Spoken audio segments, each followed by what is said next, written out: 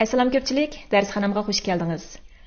Bugun biz bir necha xil o'xshamagan shakldagi qo'lning pozitsiyalari va oddiy shakldagi qadam harakatlari bilan tanishib chiqamiz.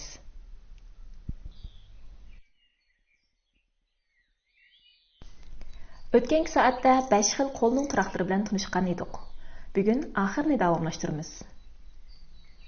Gavdani oldiga sal egib turib, bir qo'lni qanot qo'l pozitsiyasiga, yana bir qo'lni barang qo'l pozitsiyasiga akilamiz.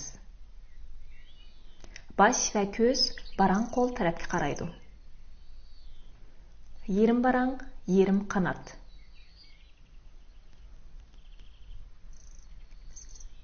Üstüdeki qo'lni ko'krakning oldiga tushiramiz. Yana bir qo'l qanot shaklida turdi. Boshni qiypash yantu tarafga qaratsak mı bo'ldi. Yerim qanot, yerim guldasta. Bir qo'l boshning chekisiga kelib, jaynaklar egilgan holatda to'xtaydi. Yana bir qo'l oldi yantu tarafga tuz holatga keldi. Bosh va ko'z oldi qiypash tarafga qaraydi. Bu qo'l pozitsiyasini biz o'qiya qo'l deb ataymiz. Bir qo'l boshning ustiga, yana bir qo'l ko'krakning aylanma tarafiga kelib to'xtaydi. Bu pozitsiyani shax deb ataymiz. Agar boshni yantu qilib yonga qarsak, bu holat shax marash deb atildi. Eng oxirida qo'llarni kengri echib, belni tutamiz. Bel tutush.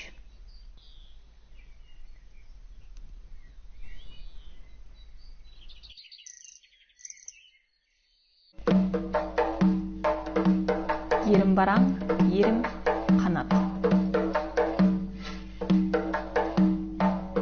Yerim qanot, yerim guldasta. O'qiya qo'l.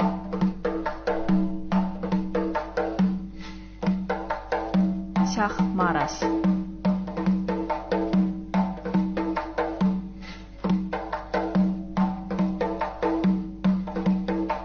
Bel tutush.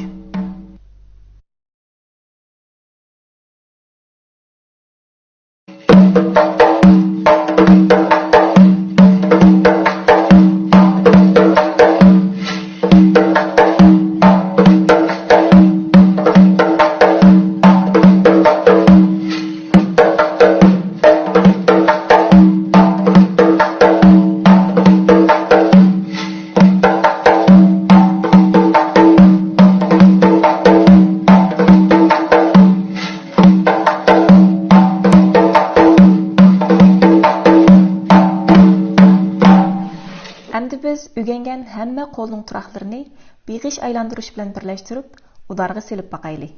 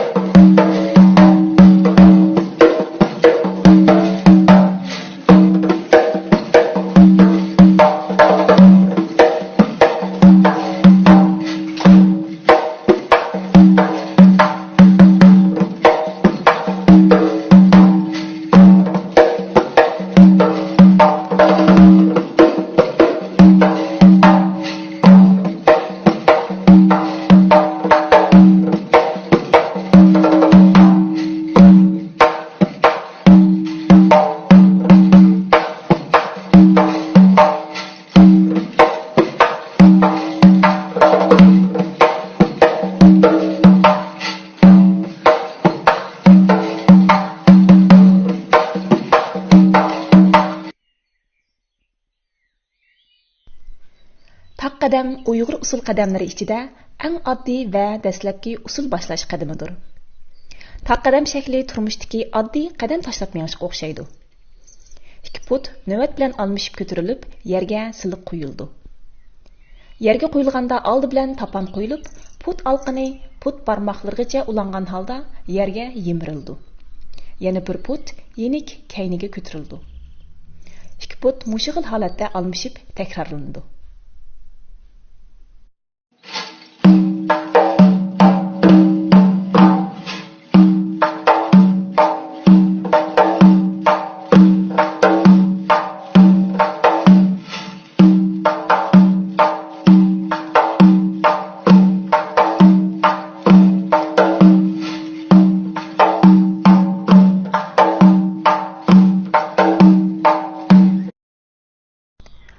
qadam mashqida qizlarning qo'l o'rni etak ko'tarishda bo'ldi.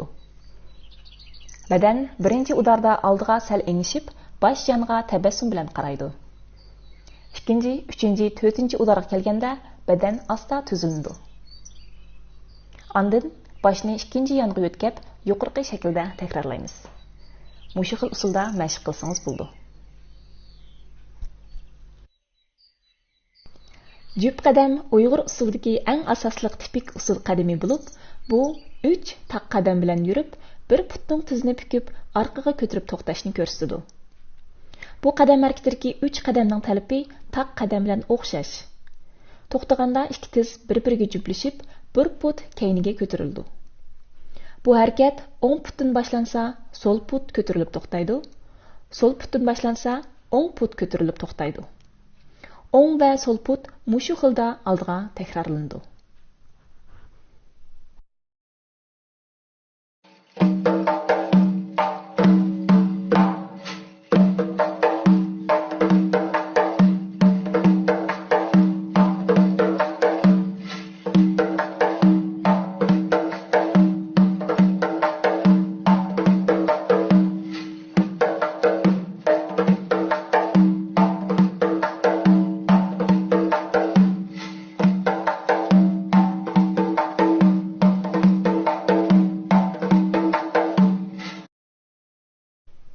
Hammamizga ma'lum, Uyg'ur usulida chiroy ifodasi intayin muhim.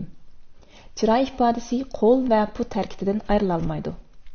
Ko'z bilan harakat, shakl bilan ifoda tang namoyon qilinishi lozim. Uyg'ur usulida ko'z, bosh, gavda, jilva harakati, kirpik silish, qosh etish qatorli harakatlar zo'r mahorat talab qildi. Chiroy ifodasi kulimsirash bilan cheklanib qolmaslik kerak.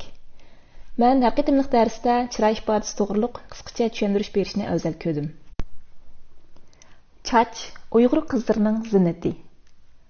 Qizlarning tal-tal chochlari, cho'konlarning tom o'rmi chochlari Uyg'ur usul san'atida alohida ifodalash roliga ega.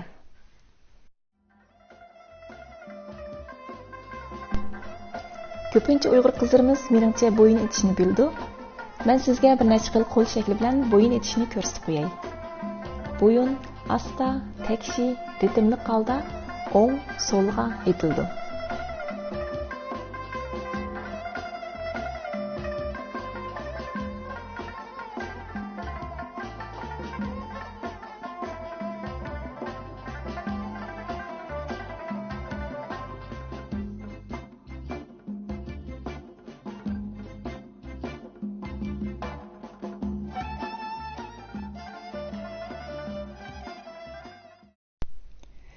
To'rt xil qo'lning turoqlari.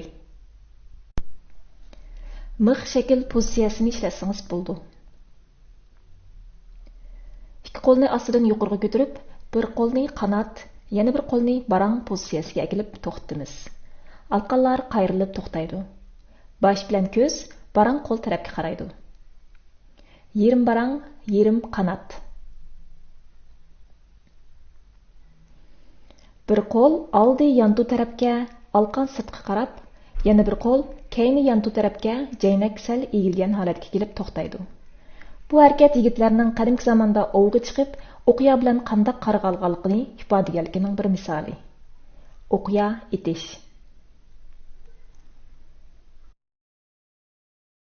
Bir qo'l qanot shaklda, yana bir qo'l ko'krak oldida to'xtaydi. Bosh bilan ko'z qiybosh tarafga qaraydi. Her bir pozisiyada maydangizni kerib jonliq turishni unutmang.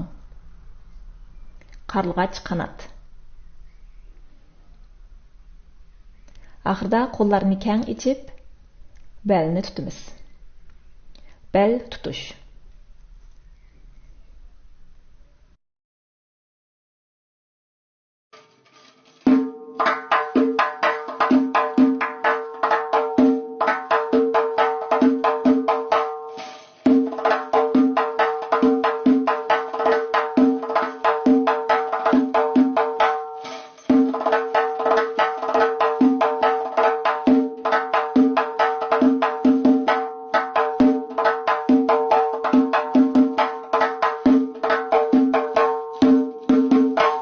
Әмді үгенген hamma qo'lning tiraqlarini birlashtirib mashq qilaylik.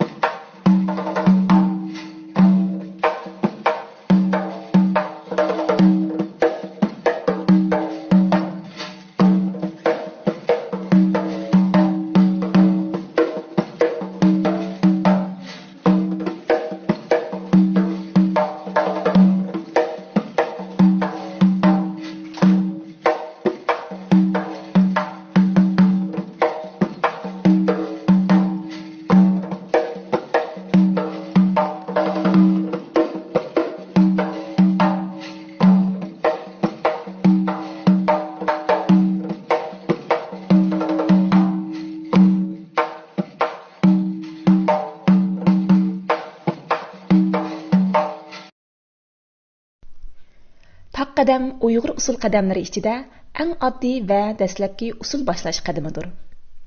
Taq qadam shakli turmushdagi oddiy qadam tashlab menishga o'xshaydi. 2 put navbat bilan almashib ko'tarilib, yerga siliq qo'yildi. Yerga qo'yilganda oldi bilan tapan qo'yilib, put alqini put barmoqlarigacha ulangan holda yerga yemirildi. Yana bir put yenik kayniga ko'tarildi. 2 put mushig'il holatda almashib takrorlandi.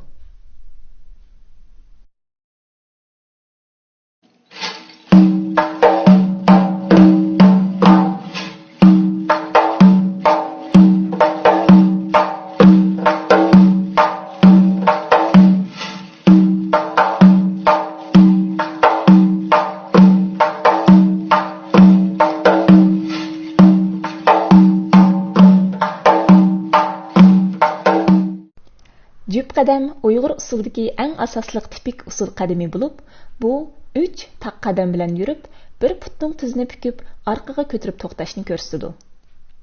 Bu qadam harakatidagi 3 qadamning talabi taq qadam bilan o'xshash. To'xtaganda ikki tiz bir-biriga juplashib, bir put keyniga ko'tarildi.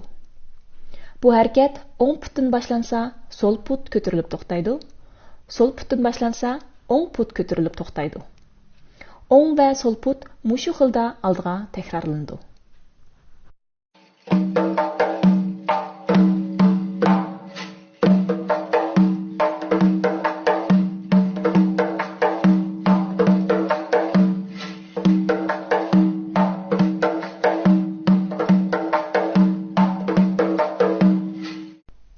Ders oxirlashdan burun men 2 xil salom harakatini ko'rsatib qo'yishni loyiq ko'rdim.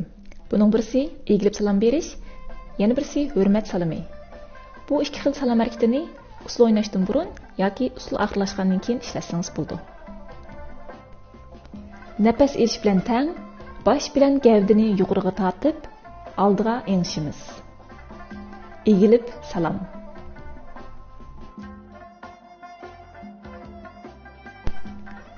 Bir qo'lni yonga ichib, ko'krakning oldiga akilamiz. Bu qo'l holati tasadduq deb atildi. Cho'nqur nafas ilib, oldiga engishimiz. Ko'z hurmat yuzidan yerga boqadi. Hurmat salami.